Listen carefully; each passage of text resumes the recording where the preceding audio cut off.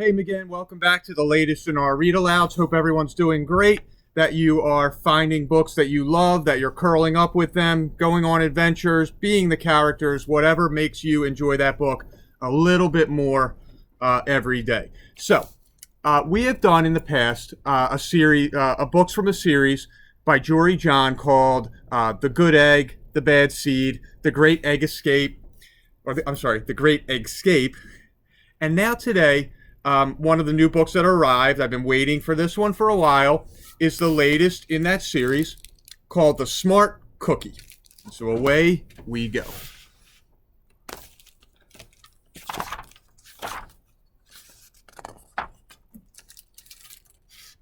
Greetings. I'm a cookie. I live in a bakery on the street corner near a river. Come on in. Welcome to our little community.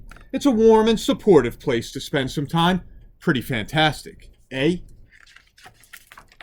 These days, life is sweet, but my journey wasn't always a cakewalk. When I was younger, I couldn't have imagined fitting in here. For a long time, I didn't feel comfortable speaking up or sharing my ideas. I didn't feel like a smart cookie. I wanted to be a cookie who knew all the answers, a cookie who felt confident in a group, a cookie who said, aha, when solving a puzzle. Like this, aha! Looking back, I had some trouble in my early days. I went to school in a gingerbread house. Our teacher, Ms. Biscotti, was kind and patient. When I arrived each morning, she'd wave at me and smile. But I didn't get the best grades, and I never raised my hand because I couldn't think of the answers as fast as the others, and I was the last to finish most tests. It wasn't because I didn't care, and it wasn't because I didn't try. Sometimes I'd get distracted and mess up, even though I knew the material. Those were the most frustrating moments of all. Once, I misspelled the word dough. That was rough.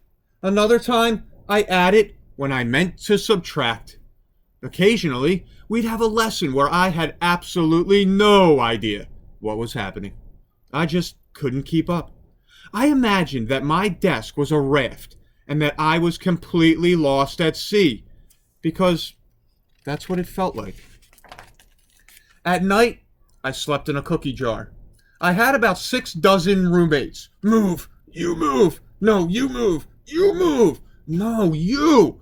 I'd stay awake and stare out the window and worry. And it went like this, day after day after day. But then something happened that changed everything. It all started with a homework assignment. Ms. Biscotti requested our attention one afternoon. Tonight, I would like you to create something completely original, she announced. It can be anything you want. Please, bring it to class tomorrow. That was it. There were no further instructions. Ms. Biscotti winked at me as I gathered my belongings. I felt like I had a million butterflies in my stomach. Create anything? Something original? Due tomorrow? Oh, gulp. When I got home, I immediately went to work. At first, I tried a cooking project. The results were half-baked.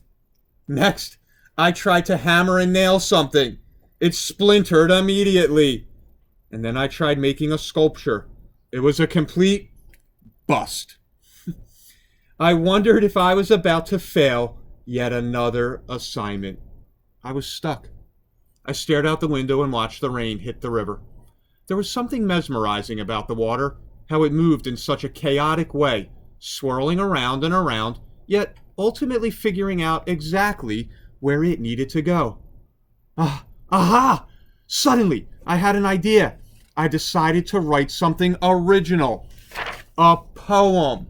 I came up with a title based on how I'd been feeling. My crummy days. After that, the rest of it seemed to fall in place. I wrote, and I wrote, and I lost track of time. An hour went by in a flash. Aha! I said when I was finished. I couldn't sleep that night, but it wasn't because I was worried. It was because I was excited. I felt like I had really accomplished something. I felt smart. The following day, Ms. Biscotti asked for volunteers to share what we'd created. One kid showed off his original frosting art. Another kid revealed her sprinkle distribution machine. It was neat seeing how everyone was good at such different things. Finally, Ms. Biscotti turned to me. "Would you like to share anything?" she asked. Gulp. I gulped. I thought I'd probably crumble under the pressure. But I made my way to the front of the classroom. I noticed my hands were shaking. My mouth went dry. "This poem is called My Crummy Days," I said, and then I read it aloud. As I spoke, I noticed some kids nodding at certain lines. Other kids laughed at parts that were supposed to be funny. As I built toward the finale, I felt myself becoming more confident and animated. And in the end, everyone clapped and cheered. I promise you this, I'll never ever forget it. Miss Biscotti was beaming. "No one but you could have written that poem," she said. "It was completely original." Aha! I had done it! I'd created something and shared it with the world. Well, my world at least.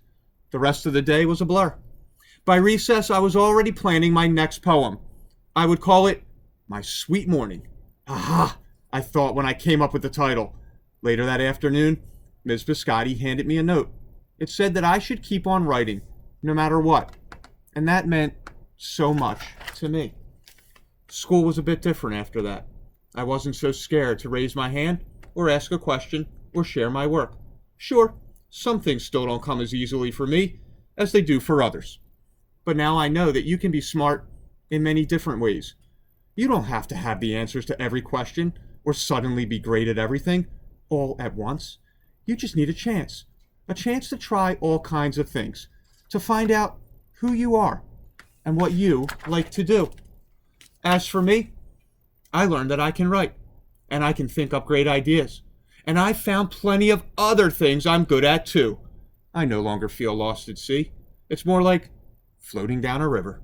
And the best part, there's always more to learn, because we're all smart cookies. So again, I hope you enjoyed that book. I hope you got the message there. You know, there is something unique and special about all of us. We all have special talents. It's a matter of tapping into it. And you know, if you haven't found that talent yet, or maybe you have one talent, there's more and more out there. It's going to happen. It's going to click for you, I promise. All right. Have an awesome night. I'll see you back for our next read aloud tomorrow. Night, McGinn.